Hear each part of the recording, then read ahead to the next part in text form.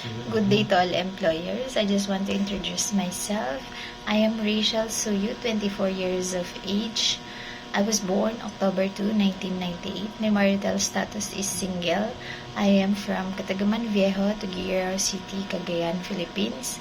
My work experience as a housemaid here in the Philippines is I work for a 3-member family that includes a 16 years old female and a 13 years old male. I do the house chores every day, like cleaning the whole house, inside and outside. I also do the ironing and washing of clothes. I also cook sometimes.